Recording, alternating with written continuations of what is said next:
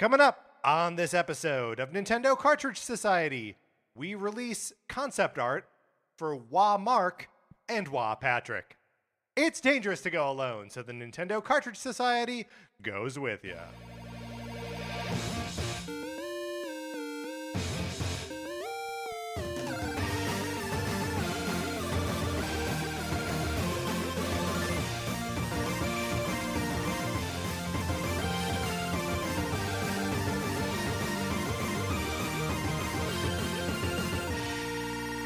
Welcome to Nintendo Cartridge Society. My name is Patrick Ellers, and I am joined, as I am always joined, by my co-host, Mark Mitchell. We've got a good show for you today. We're going to be talking about the news from the week, including concept art for Wapeach, some sort of evil princess surfacing on the internet. And then on Thursday, it's gaming's biggest night, Mark.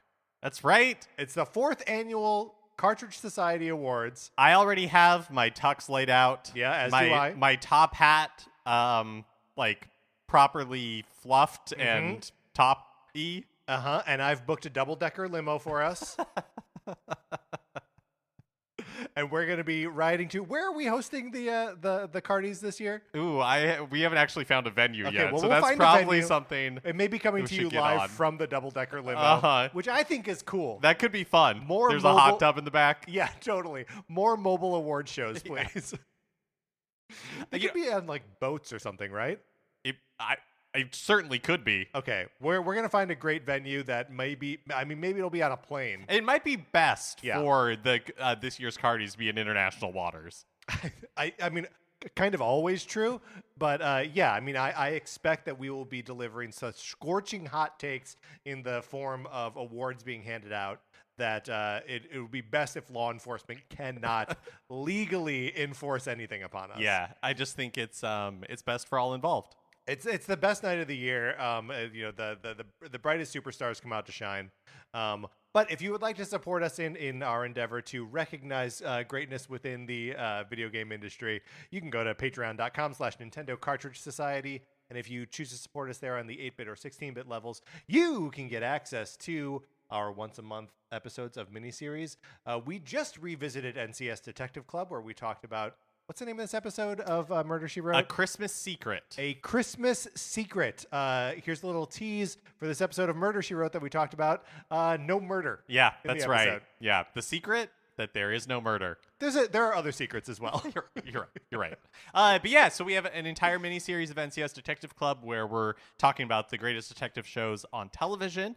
And then we have a second mini-series that is NCS Goes Broadway, where we're talking about Broadway musicals. And then in January, I'm really excited for this, we're going to be starting NCS Arcade, where Patrick and I will be playing games available on Nintendo Switch Online and Nintendo Switch Online Plus expansion pack that we've never beaten before. And we're starting with The Legend of Zelda Minish Cap, which I have been playing. And I am really excited to talk about this game in January. Fantastic. I'm very excited about it. If you are also playing along, check out the Discord. We're going to be adding a channel there where you can have you can start discussion about it. We will incorporate some feedback from people about how they're enjoying the game, what they love about it, what they're frustrated by, and basically it's just going to be a fun exploration of a Zelda game that we don't know very well. You can. I mentioned it already. The Discord. You got to get in that Discord. Email us at Nintendo Cartridge Society at gmail.com. We will send you an invitation. You can talk about Nintendo stuff and the show and whatever else is going on in that Discord. Mark, are you ready to get into what we've been playing this week? Yeah, let's do it.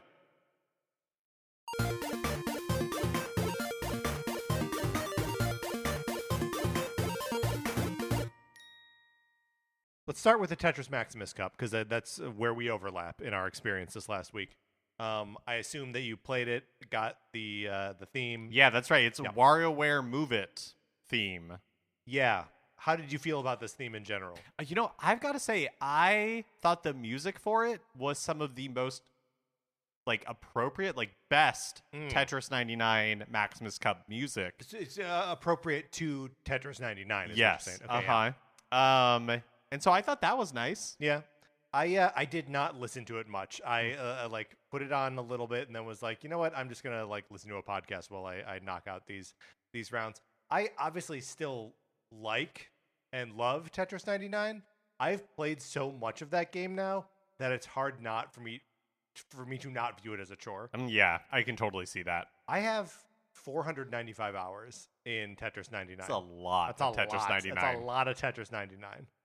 But yeah, earned that earned that theme, and happy to have it in the collection.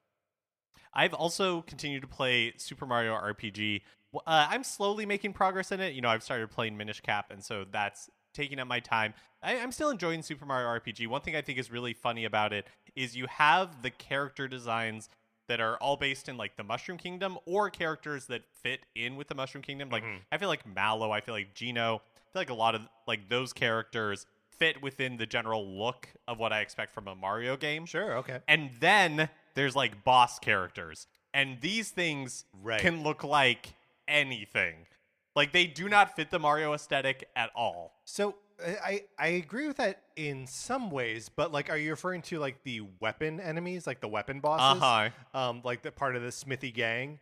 It's funny. Like I've obviously lived with these characters for like 25 years now. But they to me feel like they do belong in Mario with Mario, like in the same way, and like they're of their own aesthetic. But to me, they feel like in the same way that like the Brutals fit in the Mario universe. They're their own thing, but they have enough in common where I'm like, yeah, that makes sense to me. And I can see that like if you grew up with them as part of Super Mario RPG, that it just feels like part of it. Yeah. But for whatever reason, I feel like the Brutals feel like the world of Super Mario Odyssey, whereas some of these boss designs, they don't make any sense to me. They are literally from outer space. Right? I mean, like that's canonically that's part of it. So did you fight Bellome in the sewers? This big yellow dog thing? Yes. Yeah. I fought him, and I fought the one that like shoots arrows and stops your Bower. Bower. Bower, the one is I'm like, okay, come on, guys. Here's the thing about Bower though, is he disables your use of specific buttons. Yeah, that's a fun part of it. That's so fun and funny, and like just such a like winkingly aware like fourth wall breaking thing of like, no, now you can't push this button. I think is very funny. Yeah. So yeah, I'm liking it. I'm kind of splitting my time between it and Minish Cap, but continuing to make progress in it. Okay, but so you have Geno now. I do have Geno. Okay, yeah. Great. This is wonderful. I'm glad to hear that you are making progress. I gotta say, with Mario RPG like being out there again, it makes me hopeful that we can see any of these characters in any other context again. You've not yet been exposed to Booster, but you will get to Booster, and then we got to talk about Booster, because there's so much about his life I don't understand, and I need to dissect with someone. I'm excited. But like, Mallow, obviously, Geno, obviously. You went to the Yoshi Island, right? So you met Boshi with his rad little sunglasses. Oh, yep. Like, I want to see more of these like very specific characters explored in other ways. Yeah. And that those feel genuinely like, people in the Mushroom Kingdom. Yeah, no, I agree. It's such a weird distinction to make, but I agree with you. And I also agree that now that Super Mario RPG has been re-released, it would be fun to see some of these characters pop up again. Yeah, I mean, like, look, Mario Kart 9 has to be something different. And give me Mallow and Geno and Boshi. That's different enough for me. Yeah. Okay, still making your way through. Funny with we have Boshi this year, and then next year we'll have like the punk Yoshi from Thousand Year Door. Yeah, that's a like wrestler. Yeah, it's like kind of the dawn of evil Yoshi, right? Right. Or the revenge of evil Yoshis. Are those the only two? Are there other evil Yoshis? Are they evil, or do they just have a lot of attitude? I could change them. I mean, yeah, they're bad boys, but Mark, come on, this is delusional. You can't change Boshi. Boshi won the race against all the other Yoshis and then declared that they couldn't do group races anymore. He said, now we only race one-on-one because I'm the champion, I make the rules. I mean, that's pretty awesome. No, and they all just want to race. He's depriving them all of the ability to race together. Oh, he's just called... I was looking up what is the name of like the bad attitude Yoshi in Thousand Year Door. I think he's just called Yoshi. What? Yeah, sometimes called Yoshi Kid, apparently. Mark, look. When I'm going off about Boshi, I need your undivided attention. Yeah, no, I'm sorry. That was I can't have you looking up stuff. When I'm thoughtless getting on of my me. high horse. Thoughtless of me. No, you're right. I'm excited to meet that Yoshi. I've obviously the Thousand-Year Door Yoshi. I've obviously seen screenshots of him, but I've not played the game. So yeah, I'll be whenever that game comes out next year. It'll be fun to experience him too. Mark, Pikmin 4. I feel like I slept on this game. I did too. I own it. Should Yeah. I be playing this game? Yes, you absolutely should. It is so many game experiences in one, and it's so patient at like deploying the other like angles to itself. Like early on, it gives you both the sort of like open areas to explore and the individual caves that you have more time to just like kind of do these sort of compact problem solving, almost puzzle solving of like these cave dungeon areas, right? So you get these like two different flavors of Pikmin. One that's more like here's a big space, you have limited time to explore it, and like here's less space, you have more time to explore it, right? So those two dynamics present from the beginning. But as it goes on and you start to level up Ochi, so you're like gaining new abilities, and there's almost like a like Metroidvania-esque gaining of abilities that grant you access to more things more quickly. And you are rescuing other members of like, you know, the like Olimar species.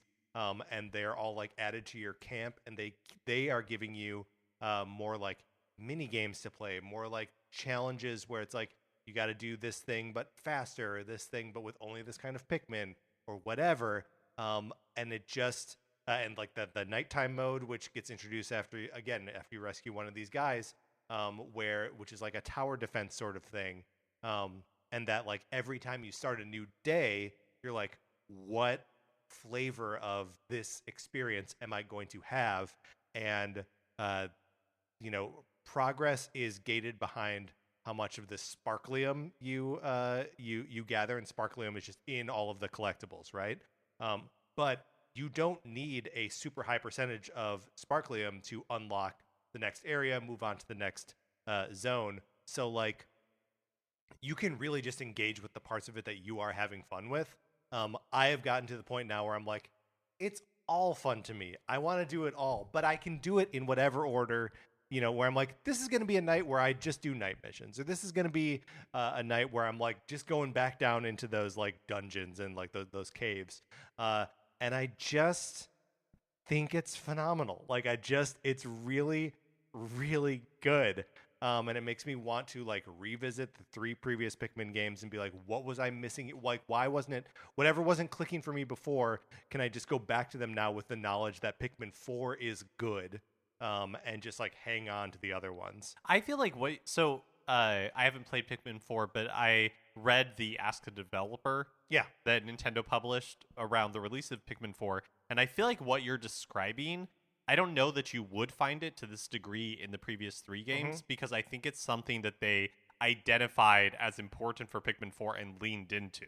Yes. Yeah. Well, and that's great. The thing is, I'm having so much fun with, and part of it is the way that they do present those like different kinds of challenges, but also just that like I'm in all of them enough now where I'm like, even if the game were just one of these, I see what you're saying. you know what I mean? Like it has taught me, like by giving me the variety, it has taught me that each of these flavors is good. It's the Neapolitan thing, right? Like you learn to love Neapolitan, and then you can have just chocolate because you love it as part of Neapolitan, right? Is that how that I works? don't know.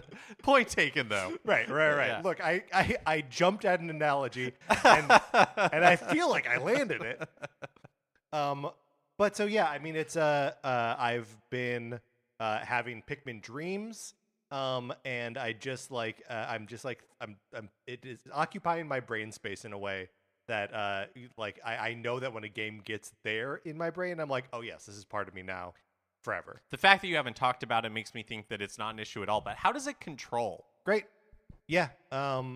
Yeah, I mean, yeah, really, really good and like intuitive, with controlling like the reticle that you're using to either like blow the whistle to grab the Pikmin or to like toss them, doing that with the right stick, but also like just like the kind of tilt controls to like sort of fine tune those things, but also like you toss a Pikmin in like a general direction and like they know what they're doing, right? Like they if they're close to an enemy, they'll attack it. If they're close to something they can pick up, they'll pick it up. Um, so yeah, it controls great. It looks great. I find that I'm just like in love with the music now. And there's not a ton of music, or at least not a lot of melodic music. It's really like relegated to times when there are like particularly interesting enemies, or like we're getting to sunset, or like the beginning of the day, or whatever. But otherwise, just sort of like chill ambient music where I'm just like, yeah, let's just live in this Pikmin world. Also, I fought an enemy, a boss in the third zone, where like the cave that he's at the bottom of is called something like Underground Discotheque or something like that. And he is like a DJ orb thing where like he stomps around in time to the music, and it's just like it's this cool like club tune. I don't know. I really, really enjoyed it, and he was hard, so I died a bunch of times. But every single time I was like, "All right, let's get back into this." That sounds cool. Yeah. Yeah. I don't know. This is feeling revelatory to me. Of like, look out, Patrick. You like Pikmin. Are you Are you like finished with the game? Are you close to being finished? I'm not. I'm not finished with it yet. Like as soon as I like started to wrap my heart around the whole thing, I was like, oh, I want to clear out all of these areas as I go. So I unlocked kind of a while ago the final area, and the final area is just the area where Olimar is. And then I know that there are other areas after that, but like if you complete that, you'll roll credits. So I just haven't gone to it yet because I've been so focused on clearing out all of the other areas. But yeah, next time I turn it on, I'm going into the house. And it's also just like fun as you go to be like, oh yeah, so that was the garden. This is like this area by the stream, and now I'm like heading into the home itself. Is all very like fun and cute and compelling. That does sound really fun. Do you think that is a game or a series that you will ever revisit? Like you said, you own it. Yeah, you talking about your experience with it makes me much more interested in playing it. I'm kind of like scheduling in my head when I might have time to do it. Right. Maybe it'll be like a February thing. Yeah. Oh, you're not playing Mario versus Donkey Kong? I think Mario versus Donkey Kong is going to be a game that I buy and I mess around with for like an hour or two, right, and then we'll have my fill. Yes. So Pikmin 4 might be a good thing to have on hand as well. Yeah, to fill some of that time. I mean, just I just think it is such a wonderful like chill game. And when you choose to engage with its challenges, like you're opting into those challenge moments. But you can totally have like stress-free game experiences with it. That sounds great. Yeah. What more does one need? All right, Mark. Though that's what we've been playing this week. Let's get into the new releases and what we might be playing next week.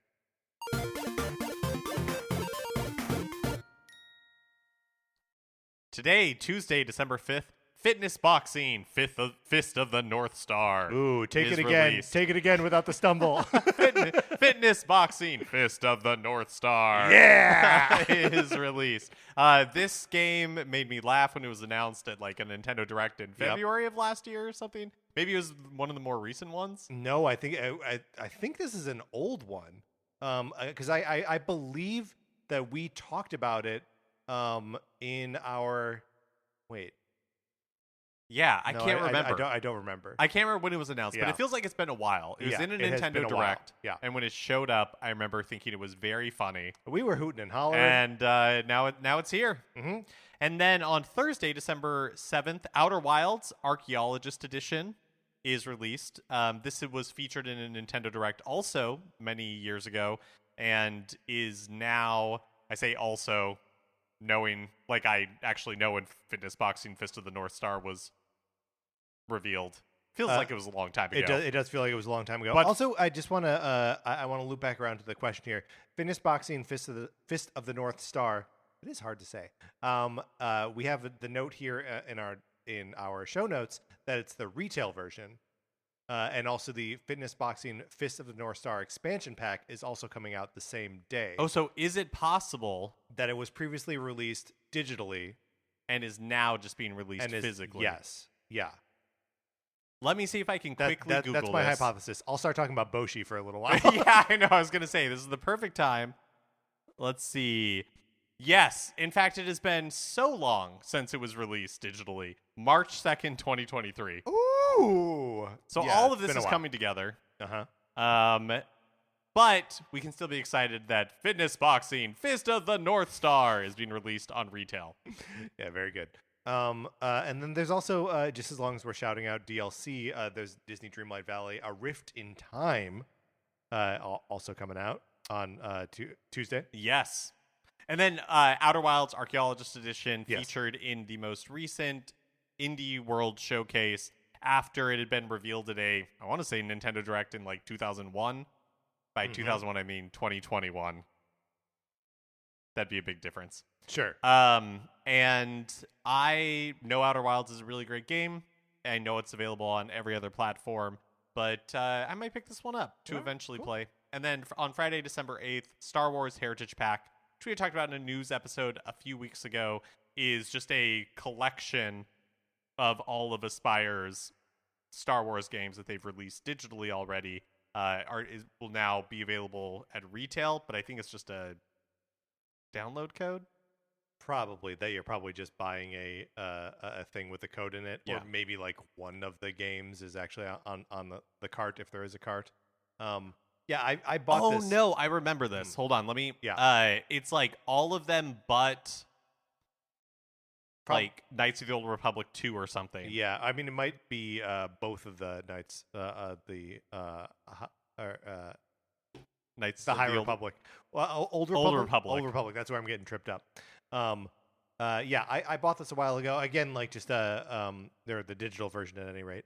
As always, like buyer beware on these things that the Knights of the Old Republic 2 will not have the restored DLC content that they had promised when it was originally released. And if you buy this, their sort of like make good was that they would let you download another one of these games in the Heritage Pack for free. But if you're buying the whole Heritage Pack, there's not another one for you to get. And you were right. Knights of the Old Republic and Knights of the Old Republic 2 require downloads. But The Force Unleashed, Republic Commando, Episode 1 Racer, Jedi Knight, Jedi Academy, Jedi Knight 2, Jedi Outcast, and Jedi Knight 2, Jedi Outcast are included on the cart.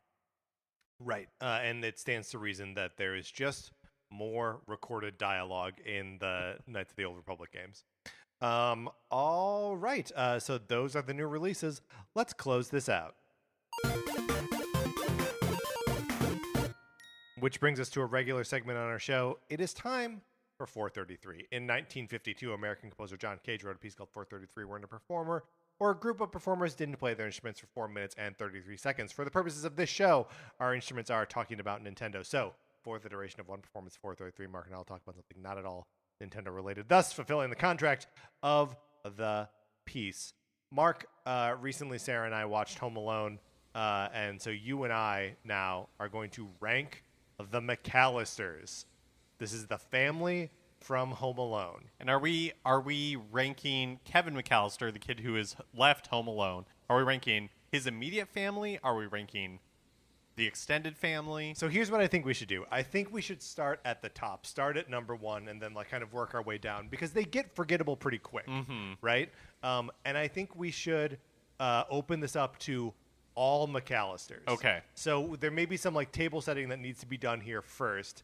Who are the McAllisters? How many of them are there? And who do they belong to? Right? Right. So there's Kevin McAllister, right? That's main character of the film, Macaulay Culkin. His parents are Peter and Kate.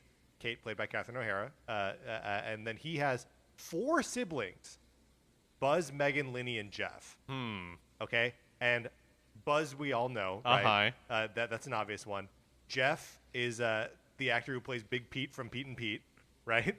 Linny is the one who calls him Les Incompetents in the first movie, and then there's Megan.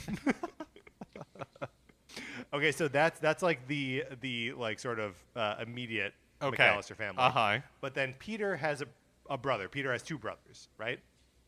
The one brother who goes on vacation with them in both these movies is Frank, and his wife Leslie. They also have, Mark, believe it or not, 5 kids. Those kids are Tracy, kind of no personality, no, not characterized in the movies. Rod is the kid with glasses who is like hanging out with Buzz at the beginning of the movie. When Buzz is like, "You ever hear the South Bend Shovel Slayer?" And then the kid goes, "No," and Buzz goes, "That's him." That's Rod, who's like hanging out there. And then there's Sandra, who's not really characterized. Brooke, who is like a young one with glasses, and Fuller, who is of course Kieran Culkin. And if Fuller doesn't go easy on the Pepsi, he's going to wet the bed, right? Right. And then of course there's Peter's other brother, Rob. He's the one who lives in France that they're going to visit. Rob is married to Georgette, because again, he lives in France. And they have 4 kids. Only one of them is named. That's Heather. Heather goes to school in Chicago, which is why she's traveling with the rest of the McAllisters back to France. I see. Okay. Yeah. You know, it must be tough for Heather to live in Paris because there's no th sound in French. Oh, is that true? Yeah. Yeah. So what do they call her? Heather. Hetter. Yeah. Well, that seems like a nightmare. Let's start at the top and rank our number 1 McAllister. I feel like this one's easy. It's Kevin, right? It's Kevin. Yeah. I mean, I don't think there could be another number 1 Kevin. And McAllister. I think number 2 is also easy. Kate. It's Kate. Yeah. The mom. They're 1 and 2. No question. After that, I think it gets hazy. Yeah, after that, you're like, okay, I remember these people from the movie. And it is Buzz. Right. Fuller. Right. And the list kind of is Frank, maybe? I feel like I remember Frank. Do you not remember Jeff and Linny from this scene in the beginning of the movie where they're teasing Kevin about mom's gonna pack your suitcase? Oh, you idiot. yeah, I guess I do, yeah. And also Jeff just being, and I forget the actor's name, but the actor who plays Big Pete on Pete and Pete, that goes a long way towards me liking it. And he's at least recognizable. Yeah. I also have a soft spot for Heather because she's the grown-up kid, right? She's the one who does the head count. Oh, so she's responsible, really, for Kevin being left behind. Yeah, absolutely. I mean, also that kid who's in the van, scavenging their stuff. I mean, ultimately, the parents are responsible for it. That's an act of God. I mean, no, you're right. You're right. Insurance wouldn't cover it. That's right. Insurance would not cover it. Okay. So number 1, Kevin. Number 2, Kate. Number 3. Here's the thing. I feel like we have to give it to Buzz. Yeah. Even though he's such a son of a bitch. Yeah, you're right. But all of the characters here are now just going to be varying degrees of obnoxious. I guess. I mean, Heather's not obnoxious.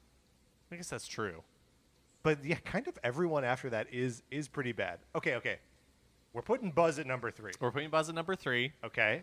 And then 4. Where do we go for number 4? Well, let's put poor Heather at number 4. Okay, great. And then we'll put Jeff at number 5. Okay, great. Linny at number 6. And then I think we got to throw Fuller in here. Yeah, Fuller at number 7. Okay, great. Okay. Well, I guess we'll never know how the rest of that goes. That's about as far, I think, as we wanted to rank those characters anyway, right? We were accompanied today by the Randolph College Chamber Orchestra. All right, Mark, let's get into the news.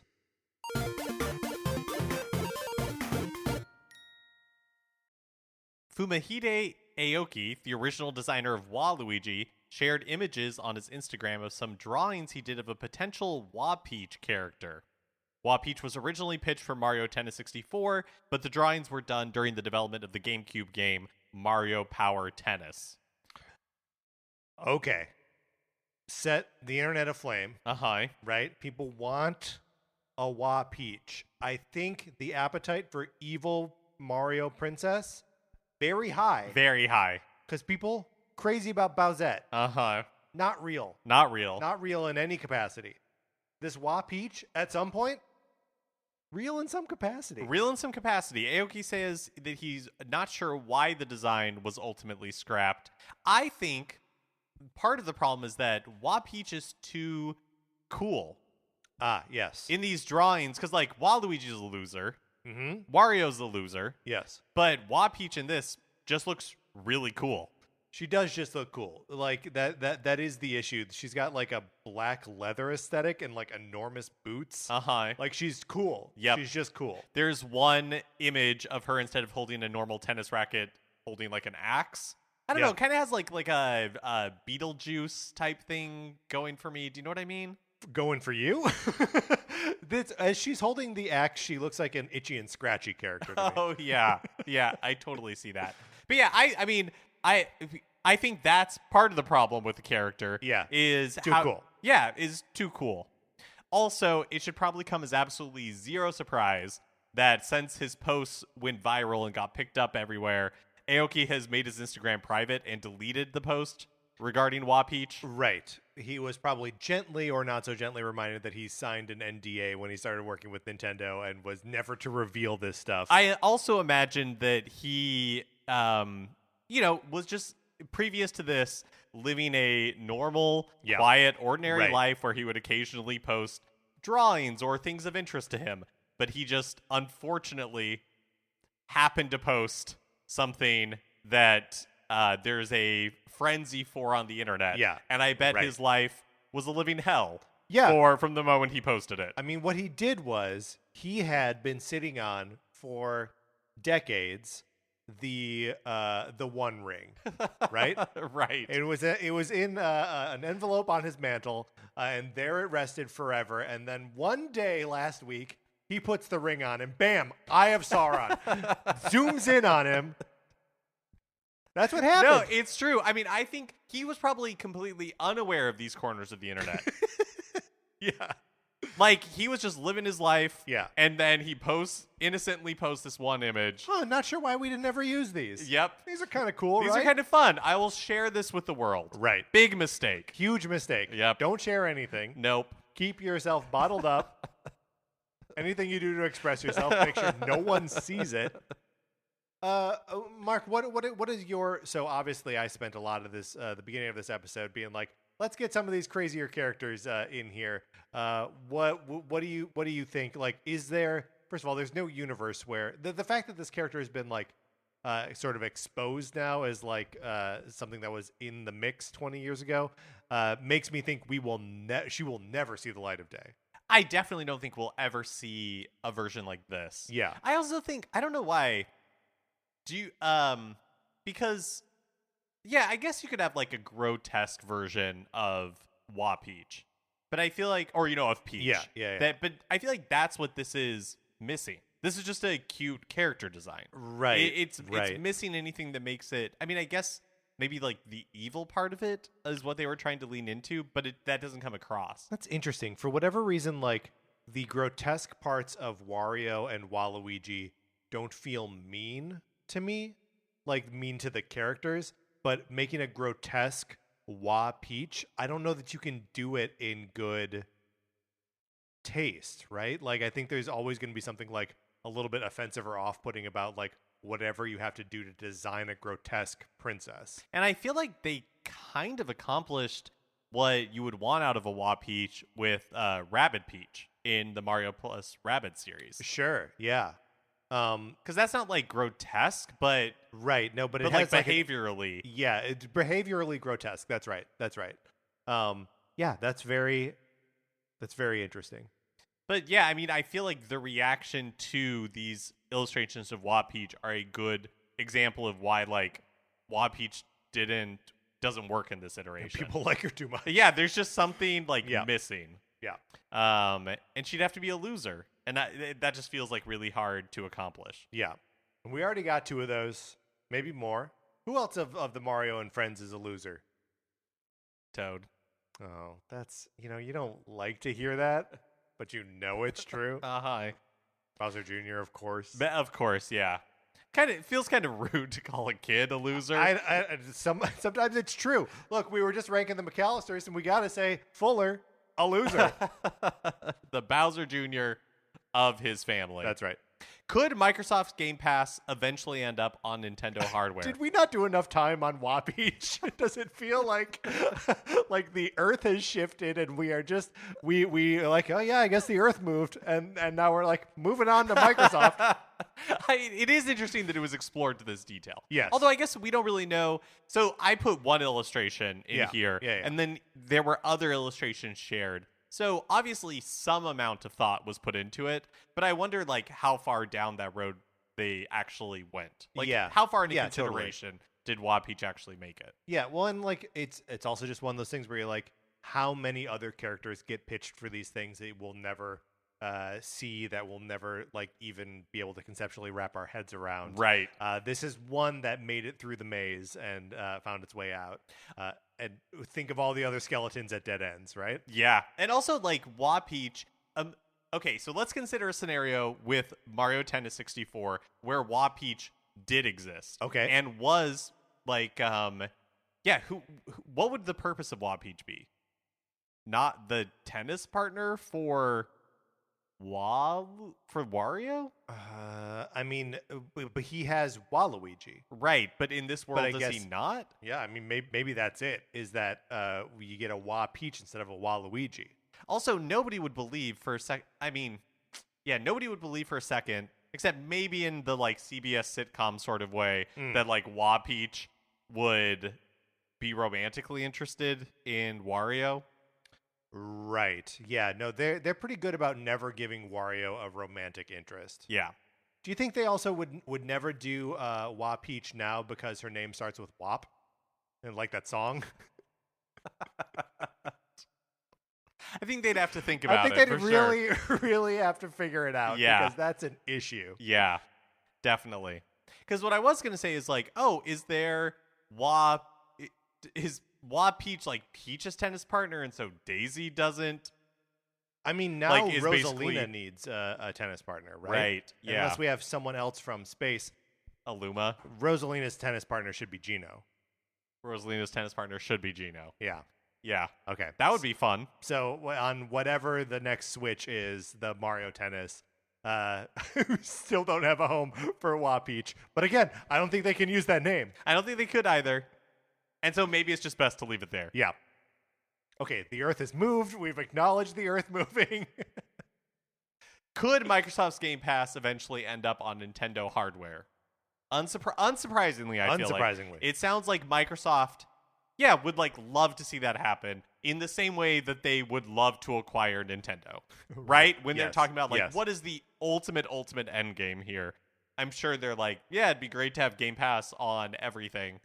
But it also seems like there are no current plans for that to happen. So first, the hopes. Yes. At the Wells Fargo TMT Summit, Xbox CFO Tim Stewart had this to say on the subject. Quote, "It's a bit of a change of strategy, not announcing anything broadly here, but our mission is to bring our first-party experiences and our subscription services to every screen that can play games. That means smart TVs. That means mobile devices. That means that we would have thought of as I don't know. That means that what we would have thought yes. of as competitors in the past, like PlayStation and Nintendo. So, okay. I know that this quote from an event that happened very recently is saying it's a bit of a change in strategy. Is it? They've always said that Game Pass is the like portal into Xbox from as many screens as possible. Right. Yeah. I mean, I guess I don't have here what the like question was or anything like that, but yeah, that is a good point. I mean, I feel like there were rumors 3 or 4 years ago about them like talking to Nintendo about putting Game Pass on Switch. But yeah, it doesn't feel like a change of strategy. It feels like they have been talking about for a while that like you will continue to make our hardware, like how Microsoft makes Surface devices, but that there are also a lot of other places that you can buy Windows devices. There'd be a lot of other places that you could play Game Pass Right. Game Pass games. Yep. So this, of course, got people talking. Mm-hmm. So just a few days later, Not like Wapeach talking, no, but like no. The Wells Fargo TMT Summit did not have to shut down their social media after this. What if they did? Yeah. Just a few days later, in an interview with Windows Central, Xbox CEO Phil Spencer threw cold water on the idea, saying, "I'll start by saying we have no plans to bring Game Pass to PlayStation or Nintendo. It's not in our plans." Wow. But I think you hit on the right point of what it means to own an Xbox. The thing I want to be focused on is how do we continue to innovate for people who've made the commitment to our hardware platform? And how do we continue to make sure that they feel great about their investment in what we've built? Yes, I mean it's all just kind of part of what is their platform, right? Is the platform Game Pass or is the platform Xbox? And obviously they want to, or at least as far as Phil Spencer's comment is concerned, he wants people who bought the hardware to feel as though they've invested in something that is rewarding them in some way. But like, I don't know, it to me feels like the platform is Game Pass, right? Like that's where all of their new stuff is day and date as part of subscribing to the platform. That's the advantage of the Xbox or of just like being in that ecosystem. Yeah, it feels to me that both of these things are true. Sure. That in the immediate, it's not in their plans to put Game Pass on PlayStation or Game Pass on Nintendo. But I also think what the CFO was saying is true, where, yeah, they wouldn't be opposed to it. You know, they clearly are envisioning the future where that is an option. Yeah. Or something that they could pursue in the future. I wonder, like, just what it would take to put it on those other platforms, and it feels like it would just be a ton of money. Feels like a ton of money, and in PlayStation's case, maybe like regulatory action. Totally, yeah. Because you don't like PlayStation would not want to have another service, a competing service that allows you to stream games for, you know, no money to PlayStation that they're also selling on the PlayStation Store. Right. When there was the Apple versus Epic trial a few years ago, and then there's also the Google versus Epic trial that's like going on currently. You know, my memory of the Apple trial was that they set aside video game consoles and weren't really like considering that. Yeah. But you could imagine a world where that is these locked down app stores are brought into the same conversation as, hey, should, you know, like these stores be allowed to be locked down? Yeah.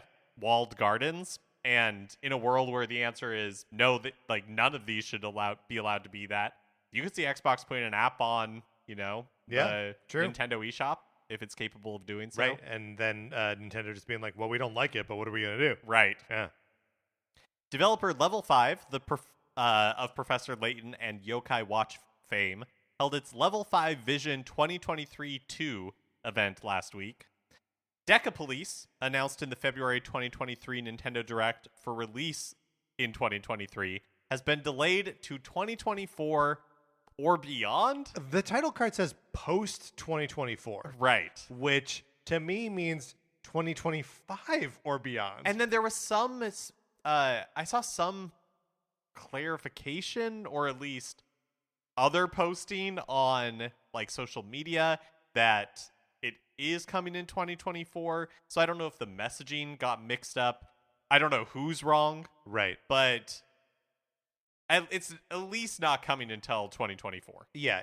Well, and like, you know, it's December 2023 right now. We've not had any kind of update except for this Vision showcase. So, you know, this is something that sort of like popped up in my brain just a little bit before the showcase, being like, hey, what happened to Decapolice? Like, it's still listed on the Nintendo website as coming out this year. Obviously, I don't think it will or didn't at the time. And it's just kind of, it's nice to get just like a minor table touch on that, just to be like, hey, we know you're still waiting on that Decapolice. We'll have that out to you as soon as we can.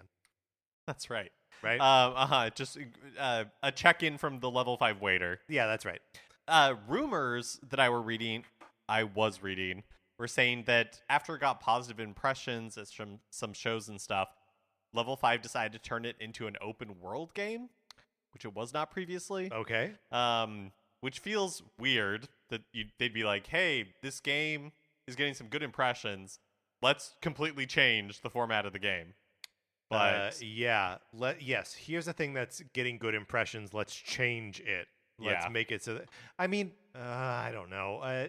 An open world is it's not a feature of a game. It's a game type, right? I don't know. I hope they're not messing it up. Yeah, I don't know. The next Level 5 vision is supposed to happen in April, and so maybe we'll get a little more clarity there. Yeah. Why do you think we saw it so early at that Nintendo Direct? I think it was at some point planned for 2023. Yeah, and they whatever sort of linear thing they had, they were like, yeah, let's tease it in the Nintendo Direct. It got a lot of buzz, and they were like, wait a minute, let's rescope this thing.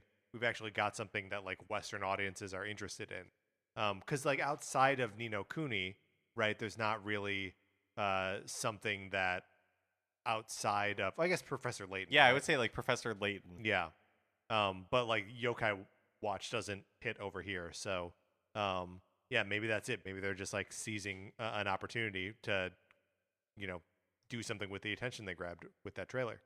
We also learned that Fantasy Life I, The Girl Who Steals Time, will be released in the summer of 2024. Fantastic title. And Professor Layton, speaking of, and The New World of Steam is not releasing until 2025.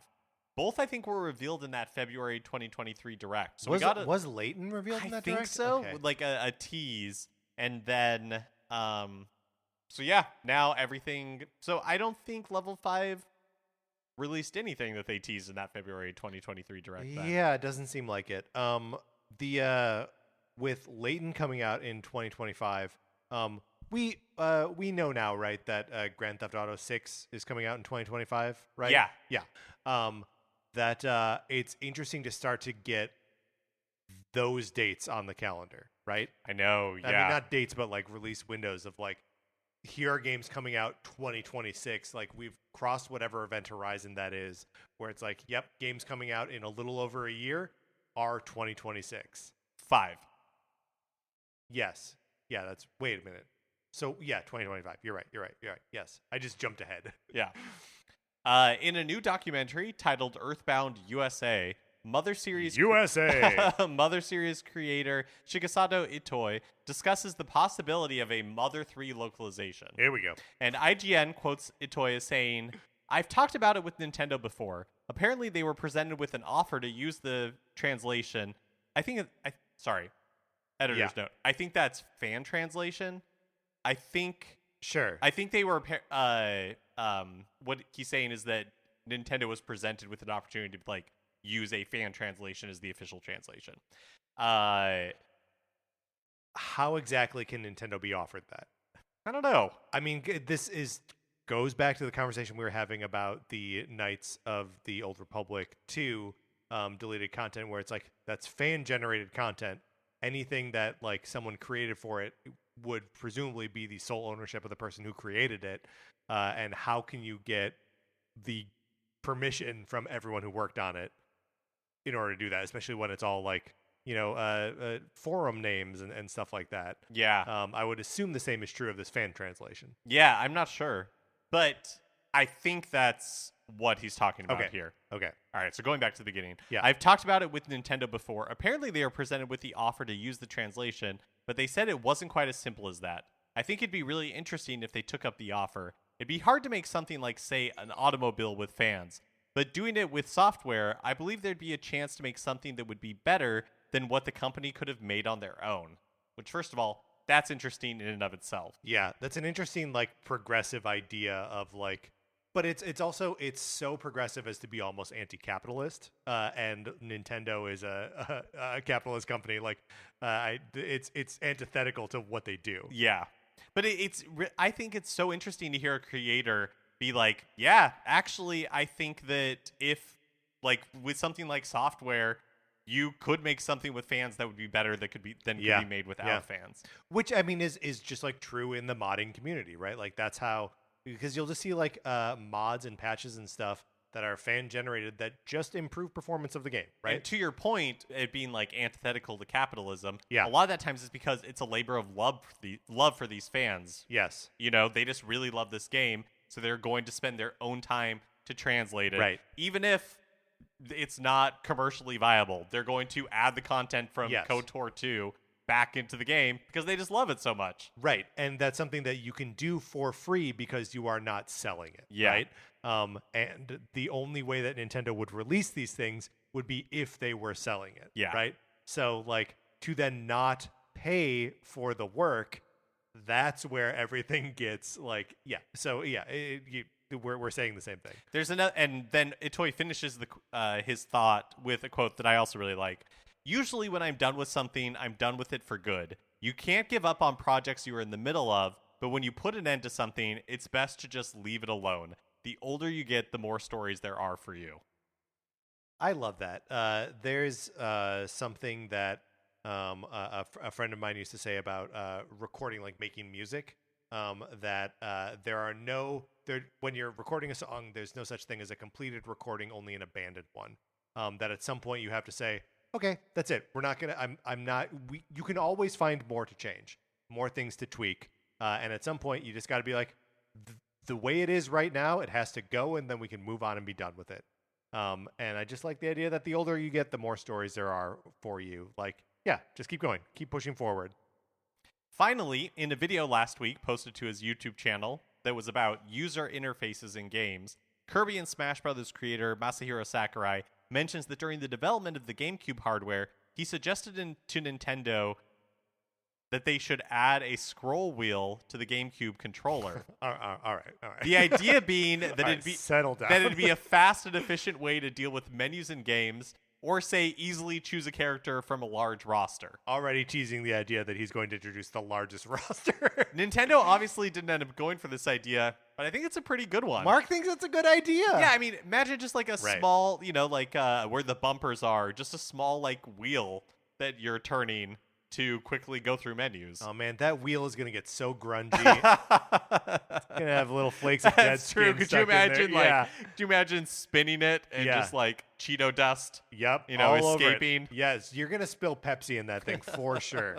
It is interesting that like I also think it's funny that like Sakurai is like the king of menus. You know? It's so true. It's that he's got so many menus and they're usually very stylish and fun to navigate, but like you gotta navigate them.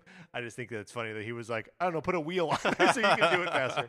I do a little bit think that this is what eventually people or developers address with either touch screens or like the touchpad on the PlayStation 5 controller, that there's just like a way to do like big motions or precise motions.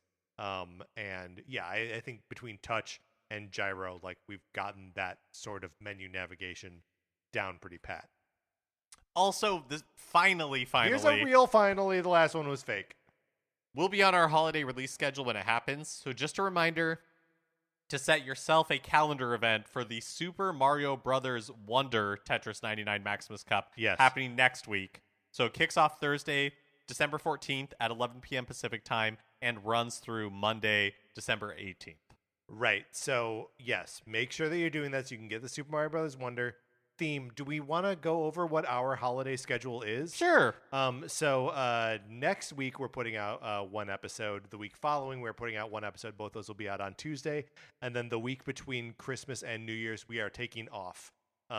So you got us for now and for the Cardies and then a couple other episodes going into the end of the year. But we will be back at the beginning of January with a bunch of new episodes.